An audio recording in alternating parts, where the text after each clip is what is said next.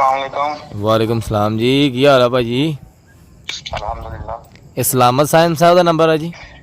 जी ਭਾਜੀ ਇਹ ਇੱਕ ਛੋਟਾ ਜਿਹਾ ਕੰਮ ਸੀ ਤੁਹਾਡੇ ਨਾਲ। हुक्म करो। ਇੱਕ ਸ਼ੂਟ ਕਰਵਾਉਣਾ ਭਾਜੀ। कित्थों बोल रहे हैं? ਅਸੀਂ ਇੱਥੇ ਬੋਲਦੇ ਪਏ ਹਾਂ ਲਾਹੌਰ ਚੋਂ ਜੀ। अच्छा ਇੱਕ ਸ਼ੂਟ ਕਰਵਾਉਣਾ ਤੁਹਾਡੇ ਕੋਲ। ਸਾਡਾ ਮੁੰਡਾ ਮਾਸ਼ਾਅੱਲਾ ਕਾਫੀ ਖੂਬਸੂਰਤ ਆ। ਪੈਸੇ ਜਿੰਨੇ ਕਹੋਗੇ ਤੁਹਾਨੂੰ ਦੇ ਦੇਵਾਂਗੇ। अच्छा ਤੇ ਕੁੜੀ ਤੁਹਾਡੀ ਵੀ ਮਾਸ਼ਾਅੱਲਾ ਖੂਬਸੂਰਤ ਹੀ ਹੋਵੇ ਫੇਰ ਹੀ ਹੈ, ਕਿਉਂਕਿ ਅਸੀਂ ਮੁੰਡਾ ਕੋਈ ਖੂਬਸੂਰਤ ਕੁੜੀ ਨਾਲ ਸ਼ੂਟ ਕਰਵਾਉਣਾ ਵਾ।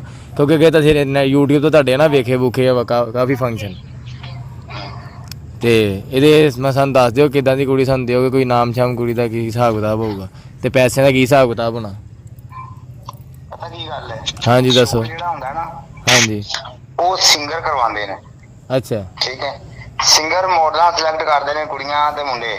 ਤੁਸੀਂ ਸਿੰਗਰ ਨਹੀਂ ਹੋ? ਮੈਂ ਤਾਂ ਤੁਹਾਡਾ ਗਾਣਾ ਵੀ ਸੁਣਿਆ। ਸਾਡਾ ਸਾਡਾ ਸਟੂਡੀਓ ਹਾਂਜੀ, ਆਲੀਆ ਰੂਜ ਤੁਹਾਡੇ ਨਾਲ ਹੁੰਦੀ ਹੈ।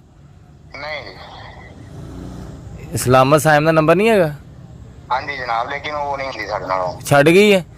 ਹਾਂਜੀ ਚਲੋ ਬਿਹਤਰ ਹੋ ਗਿਆ ਵੀ। ਹਾਂ। ਤੇ ਕੀ ਕਹਿ ਰਹੇ ਸੀ ਤੁਸੀਂ ਜੀ? ਤੁਸੀਂ ਕੌਣ ਜੀ?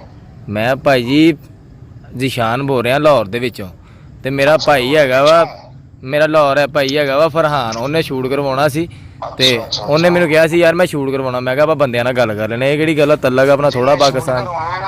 ਉਹ ਬੰਦਾ ਗੱਲ ਕਰੇ ਤੇ ਉਹਨੂੰ ਫਿਰ ਸਾਰੇ ਰੂਲਸ ਜਿਹੜੇ ਨੇ ਉਹ ਦੱਸ ਦਿਆਂਗੇ। ਮੇਰਾ ਸਖਾ ਭਰਾ ਵਾ ਭਾਈ, ਗੱਲ ਕਰੋ ਤੁਸੀਂ।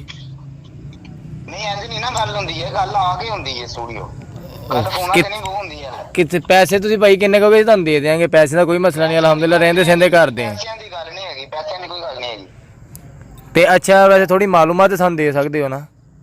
ਮਾਲੂਮਾਤ ਕਿਵੇਂ ਦੀ?